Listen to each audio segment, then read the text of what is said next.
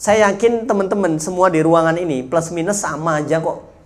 Oh bener, ada yang IP-nya 3, sekian, ada bahkan yang 4, ada yang 2, tapi secara umum sama gitu.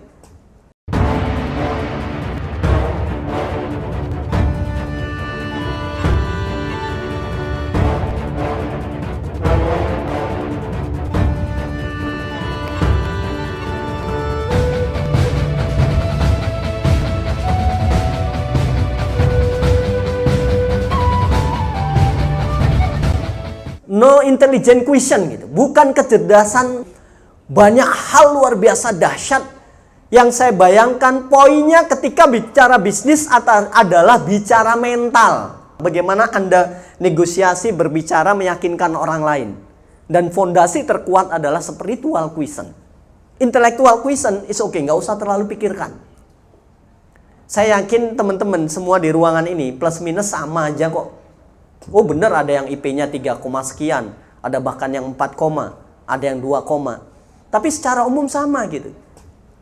Jadi nggak usah terlalu khawatir dengan akademik gitu ya. Serius ini, nggak usah terlalu khawatir dengan akademik gitu. Ya udah dikasih kode 5 menit lagi katanya. Padahal yang disampaikan masih banyak mbak ini. Oke, it's okay. Nanti biar berkembang bagus, kita perbanyak tanya jawab saja ya. Oke, saya sisa waktu 5 menit ini mau berbicara bisnis hari ini. Saya sambung tadi tentang hanya 10% saja yang berhasil setelah 1 tahun pertama. Sisanya nggak berhasil. Kenapa? Startup bisnis itu mayoritas hari ini adalah basicnya online. Basicnya online. Begitu banyak kepada angel investor sampai ke level berikutnya, mereka buat proposal bisnis tentang online, aplikasi, web, dan lain sebagainya, big data dan lain sebagainya. Dari proposal yang diajukan itu, yang diterima oleh angel investor itu boleh bisa saudara, bisa teman, bisa memang pelaku usaha dan seterusnya.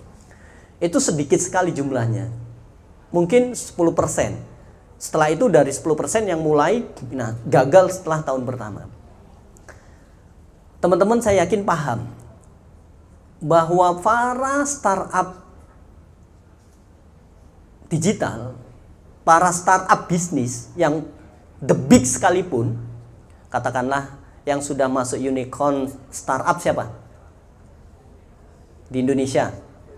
Gojek, terus Bukalapak, terus Tokopedia, terus Traveloka. Ada 4 yang masuk. Itu pun teman-teman sejak awal 2020 ya, investor besar, apakah SoftBank yang dari Jepang dan seterusnya itu, mereka sudah merubah polanya. Yang sebelumnya adalah bakar uang gitu ya, yang dikejar adalah data gitu, sehingga nggak pernah untung. Sampai hari ini begitu banyak para startup yang besar-besar itu mereka belum untung. Kenapa? Karena yang mereka kejar bukan tangible asset, tapi intangible asset. Nah, saya kasih tahu lagi satu hal yang cukup penting. Dulu 20 tahun yang lalu, aset perusahaan terbesar itu adalah tangible, aset real. Rumah, mobil, kantor, toko, tanah, dan seterusnya. 80%-nya itu tangible asset, aset real. Hari ini, bisnis ketika asetnya besar, ada yang 50 triliun, 100 triliun. Kalau unicorn itu 1M, berarti kalau 14.000 ya 14 triliun. Tapi tangible asset, aset yang nggak kelihatan itu sebaliknya, 80%-nya. Kalau dulu aset kelihatan 80%, sekarang yang nggak kelihatan 80%. Apa aset yang nggak kelihatan itu? Yang adik-adik tahu apa aset yang nggak kelihatan atau intangible asset itu? Brand, terus?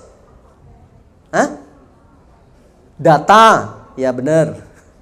Apalagi? Merek atau brand, logo, sistem, konsep, dan lain-lain sebagainya. Itu lebih besar nilainya ketimbang yang aset real gitu. Nah, setelah dirubah bahwa para investor itu sudah merubah, nggak usah bakar uang, karena ini berbahaya gitu. Apa yang dirubah? Yang sustainable omsetnya, yang profitable. Ya, profitnya real, jelas.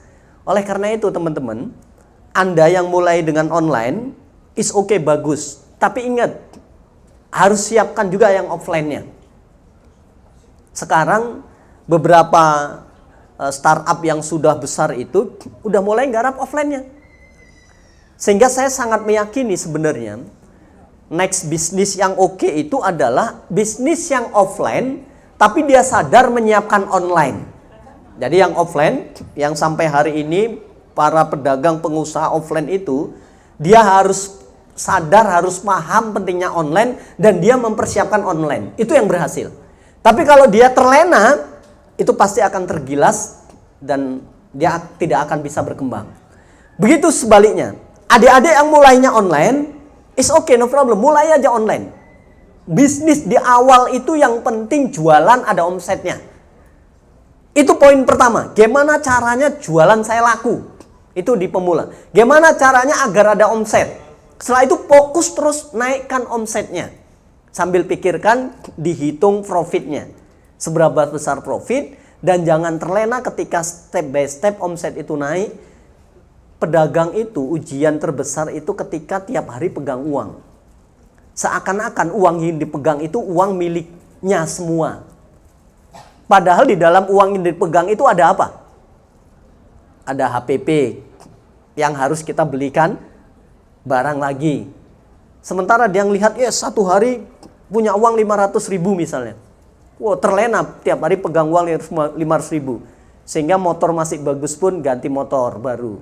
Celakanya kredit motornya. Nah, misalnya masih kos, punya TV, TV-nya masih kecil, ganti lagi yang besar. Kredit juga. Beli kulkas, kulkas yang besar, kredit juga.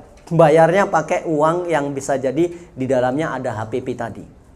Sehingga itu yang menyebabkan kenapa di awal kolaps.